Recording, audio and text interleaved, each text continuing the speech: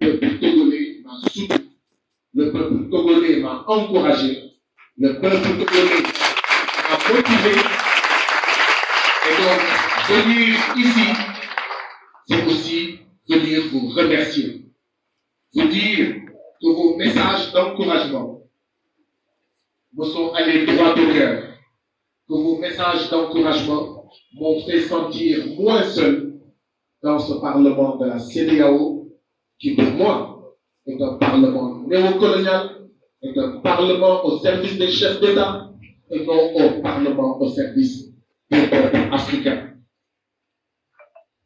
Et c'est à nous de transformer ce Parlement de la CEDEAO, de le prendre du Parlement des chefs d'État, où il se trouve, et d'en faire un Parlement des peuples africains.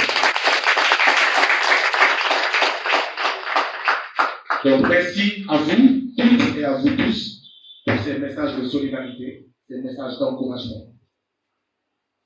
Je voudrais aussi vous féliciter, après vous avoir remercié, vous féliciter. Parce que tenir cette rencontre était déjà un défi. Et ce défi, vous l'avez relevé. Organiser cette rencontre était un défi et vous avez relevé ce défi. Ça veut dire qu'à un peuple conscient et à un peuple uni, rien d'impossible. Je rappelle que cette rencontre devait avoir lieu dans un autre endroit. La salle avait été réservée, elle avait été louée, elle avait été payée.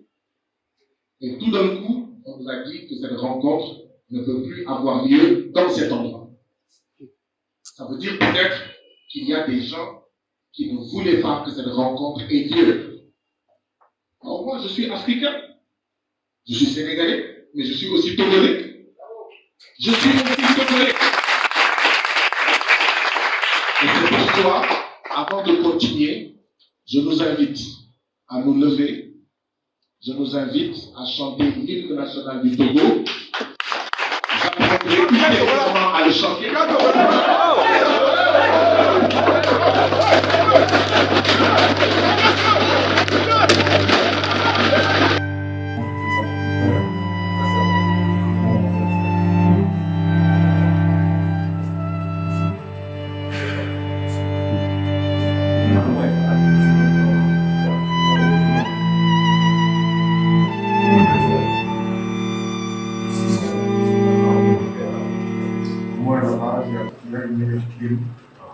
Du temps rencontrer son représentant au Parlement de la CEDEAO, des gens du régime de Fauré ont payé de l'argent pour venir bastonner, pour venir violenter, pour venir agresser et peut-être même assassiner des Togolais, des députés à l'Assemblée nationale du Togo, des députés à l'Assemblée au Parlement de la CEDEAO. C'est extrêmement grave.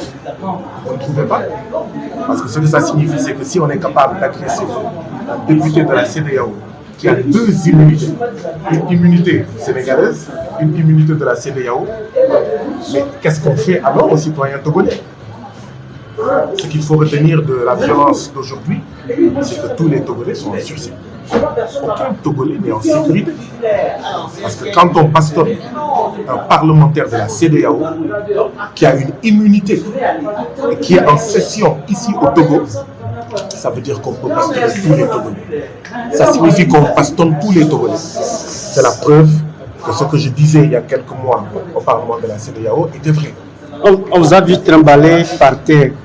Quelle serait la suite de votre combat? Ce que vous avez vu, c'est que les nervis qui ont été payés pour saboter notre rencontre citoyenne m'ont frappé comme un ballon de football. Ils ont utilisé des chaises, ils nous ont bastonné avec ces chaises, ils nous ont donné des coups de poing, ils nous ont donné des coups de pied comme si nous étions des ballons de football. Ils n'ont même pas hésité à bastonner la députée togolaise Honorable Kafoui, qui a l'âge de leur mère. C'est extrêmement grave. Moi, au moins, je suis un homme. C'est-à-dire qu'il y a une femme qui a l'âge de leur mère et qui en plus est député, donc immunité parlementaire, ils ont levé la main sur elle. Que le ministre vous a interdit de venir ici, le ministre. Est-ce que vous avez vu l'interdiction? Vous êtes des journalistes, vous ne devez pas colporter n'importe quoi. Comment vous posez-vous me dire il paraît?